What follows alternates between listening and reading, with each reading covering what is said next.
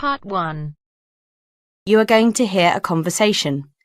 First, you have some time to look at questions 1 to 7.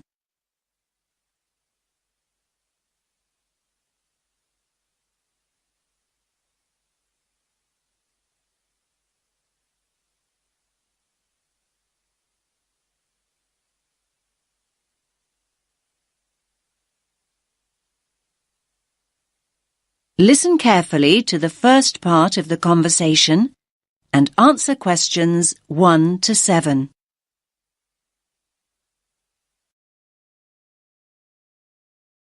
Rita speaking. What should I do for you? Oh, hi. I'd like to order some stationery. Could I know your name? Jackson Paris.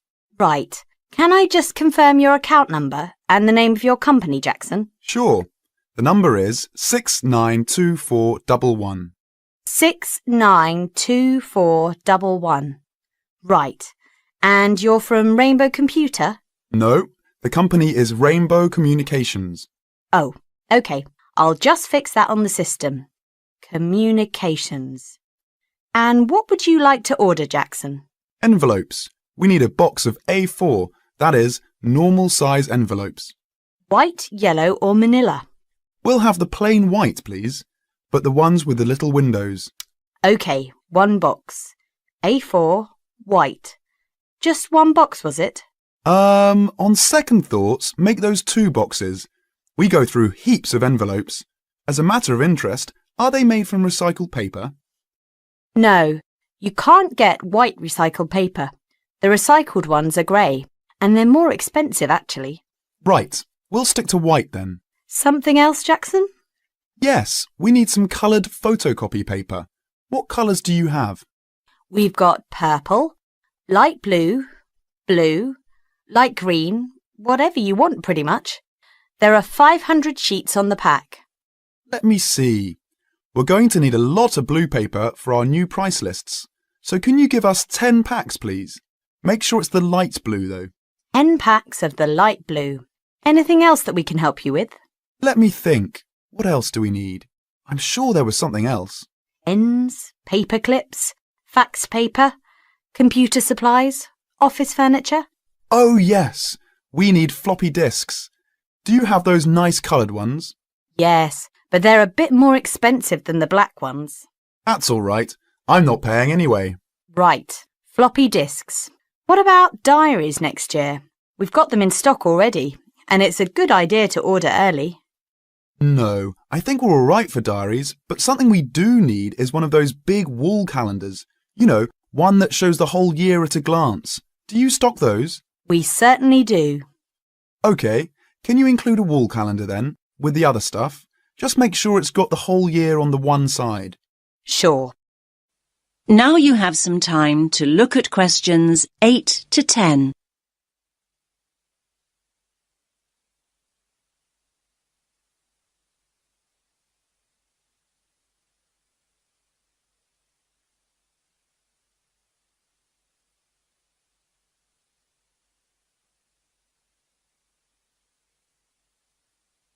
Now listen to the next part of the conversation and answer questions 8 to 10. And do you have a copy of our new catalogue? No, I don't. But would you send one? Yes, I'll pop one in with the order. You'll find it a lot easier to remember what you need if you have our catalogue in front of you next time. Yes, good idea. And when can you deliver this? Should be with you tomorrow morning. Can you make sure that it's not after 11:30 a.m? Because we have to go out at 12. There's only myself here on Fridays. Fine. I'll make a note in the delivery docket that they should deliver before 11:30. Thanks very much. Thanks.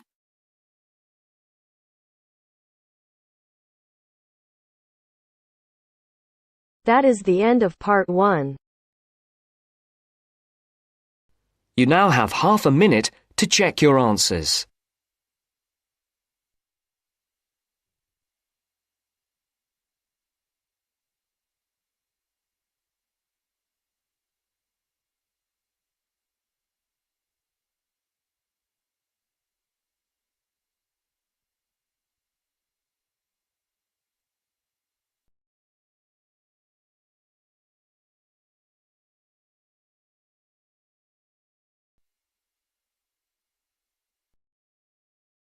Now turns to part 2.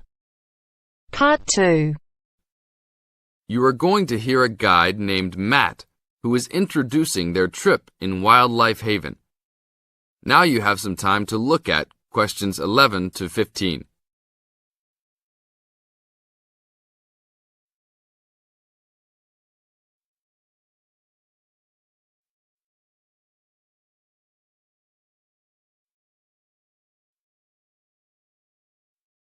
Now listen to the first part of the introduction carefully and answer questions 11 to 15. Well, good morning, everybody. My name's Matt, and I'm one of the 3 guides here at Wildlife Haven. Our job is to make sure that you all have a great time here with us and go home feeling happy and relaxed. As you can see, we're away from the city in a remote area between a national park and the sea. To encourage you to relax, there are no radios or TVs, and the only phones and newspapers are in the office. So, if peace and quiet is what you've come for, this is the place to be. From your cabin on the hill, you'll find you have the national park behind you, and you can look out from the sea from your front balcony. Your luggage will be unloaded from the bus and taken to your rooms in a few minutes. Once you have picked up your key at reception, please locate your room and check that all your luggage has arrived. The daily program here at Wildlife Haven is flexible and only as demanding as you want it to be. You should each have a brochure setting out the facilities and various walking tracks you can take. And on the bus, you are given a green sheet setting out a number of group tours in the coming week. If you want to join any tour, just write your name and room number on the relevant sheet along the wall here. Tomorrow, there is a beachcombers and rock hoppers tour exploring marine life in the rock pools along the beach. Or, if you'd prefer to go inland, there's a guided forest walk that takes you off the walking tracks. If you want to catch some lunch, you could join the beach fishing expedition. And at night, you'll see there is a moonlight forest walk that leaves each night at 7 p.m. So there is plenty to choose from at Wildlife Haven, and of course, that includes just sitting on your balcony watching the waves roll in. But I would recommend my favorite tour, the Waterfall Walk. This departs at sundown each day and also provides the opportunity to have a moonlight swim. Now you have some time to look at questions 16 to 20.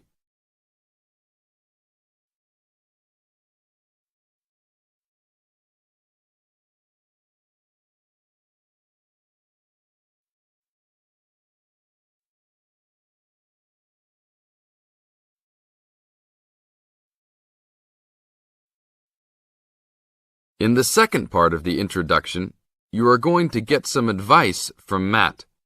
Listen carefully and answer questions 16 to 20. You've chosen to visit us in January, which is one of our hotter months.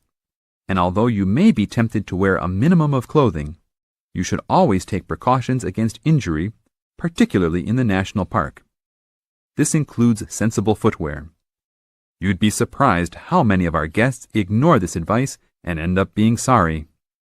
And socks are a good idea too. And even though you might be under trees a lot of the time, it's a good idea to wear a hat in this hot climate. There's no need to be too concerned about walking in the national park, provided you use common sense. It's true that there are poisonous spiders in the park, but they are really more frightened of you than you are likely to be of them. I should also warn you against eating any wild berries. Some are edible, but you should avoid them all. We'll provide all the food you can eat. Well, that's about all for now. Dinner is from 6 to 8 p.m. in this building.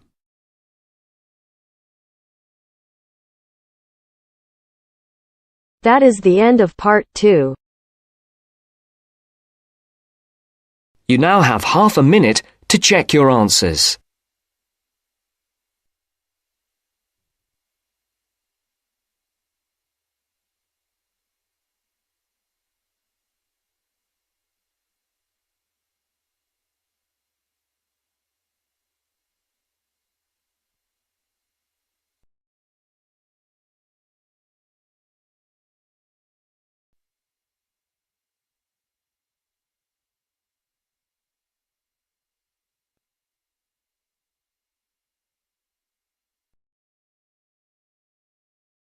Now turns to part 3. Part 3. First, you have some time to look at questions 21 to 26.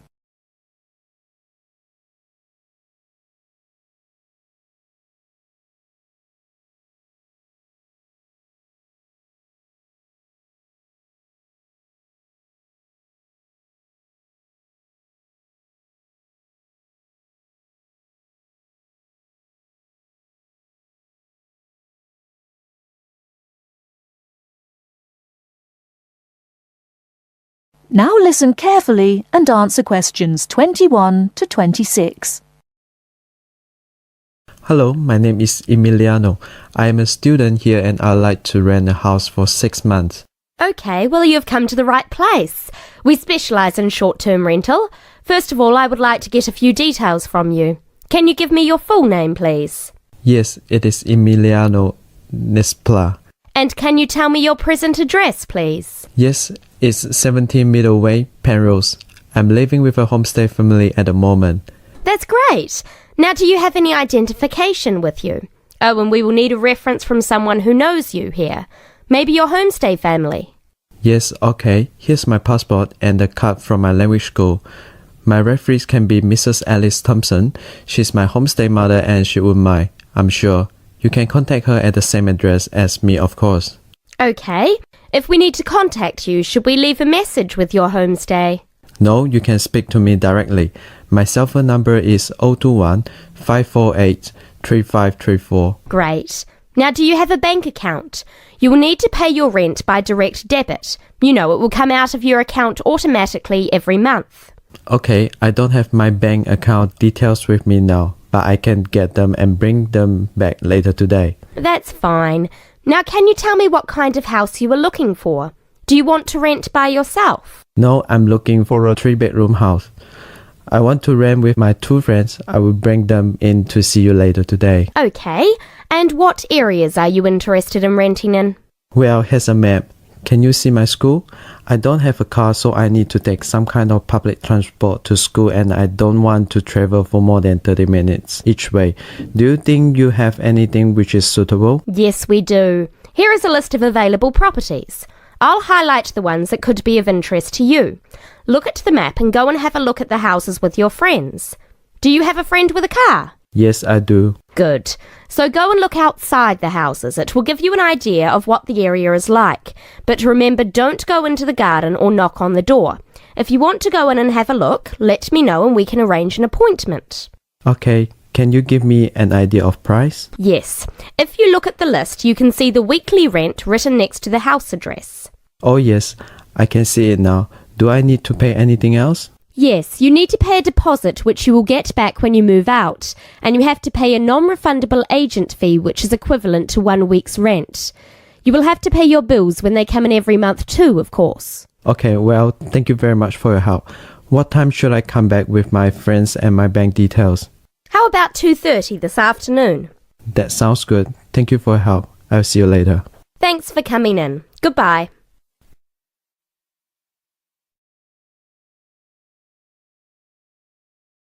Before you hear the rest of the talk, you have some time to look at questions 27 to 30.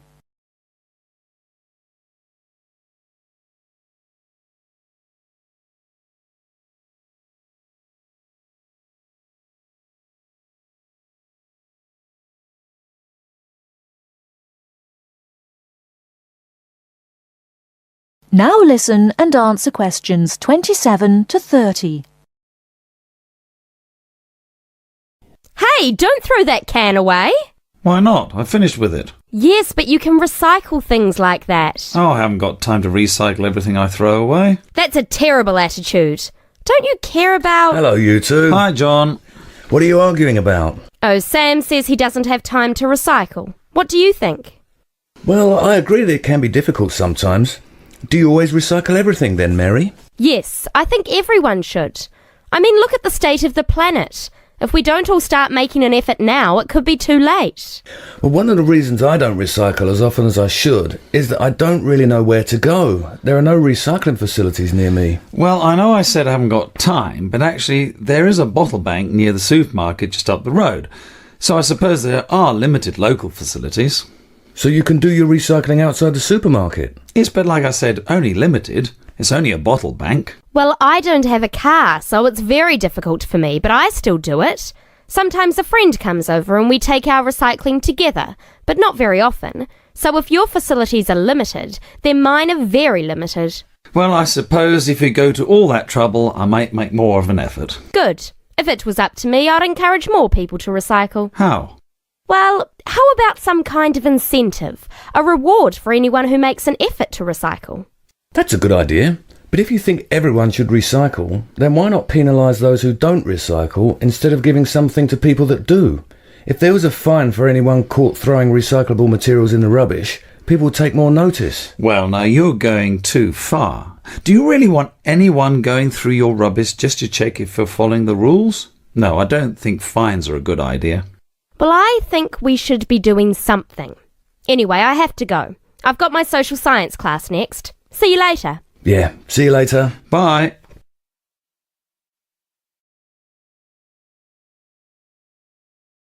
That is the end of part 3. You now have half a minute to check your answers.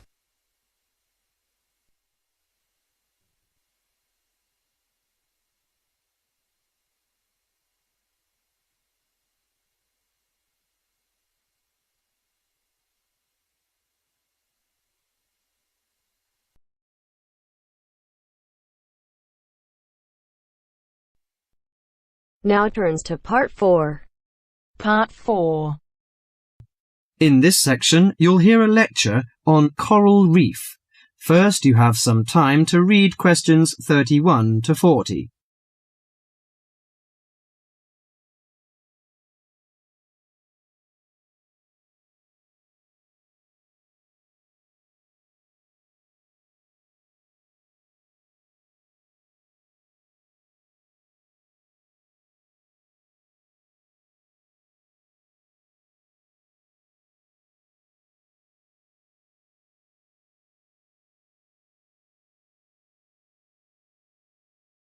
Now listen carefully to the lecture and answer questions 31 to 40. Do you fancy diving in the wonderful world of coral reefs, green sponges, colourful fish and red crabs? It is a rich garden beneath the waves. But how much do you know about the corals? Are they animals or plants? What are the threats to coral reefs? Today, Mr. Tim Harford, Executive Director of the Coral Reef Alliance, is going to introduce the facts about coral reefs. Good afternoon, everyone. Coral reefs are one of nature's most magnificent creations. It is filled with thousands of unique and valuable plants and animals.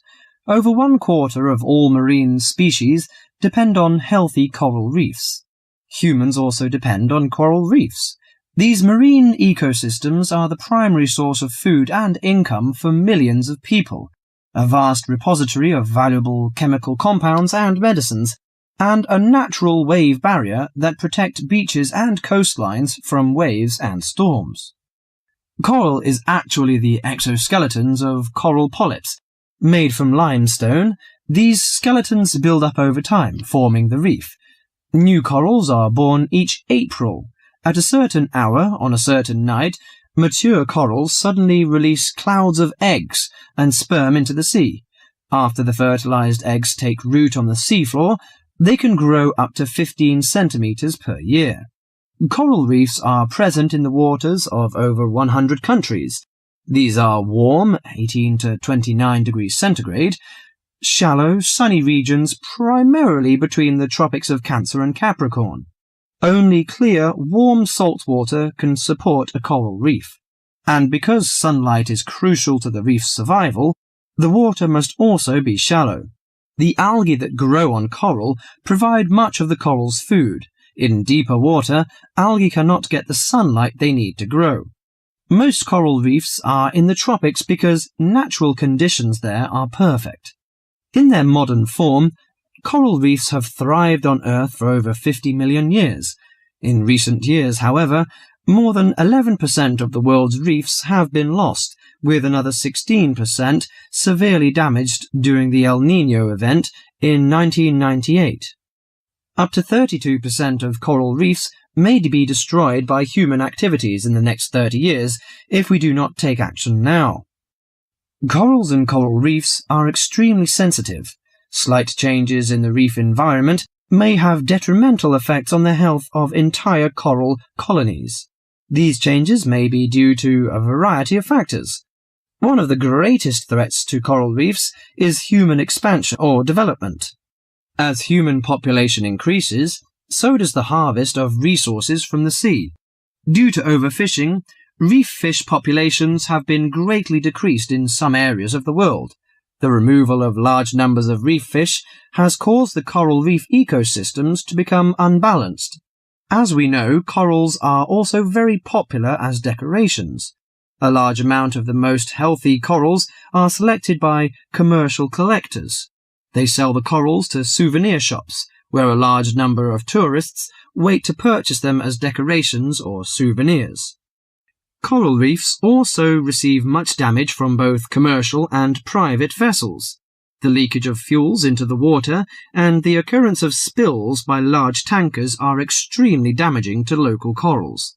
Although much of the coral reef's degradation is directly blamed on human impact, there are several natural disturbances which cause significant damage to coral reefs. The most recognized of these events are hurricanes or typhoons, which bring powerful waves to the tropics. These storm waves cause large corals to break apart and scatter fragments about the reefs. Home to a diverse community of creatures, coral reefs are underwater treasure chests of colour and activity. Predators and prey swim and crawl among the coral in nature's never-ending dance of life and death. This lively, fascinating world beneath the waves is just waiting to be explored. That is the end of part 4. You now have half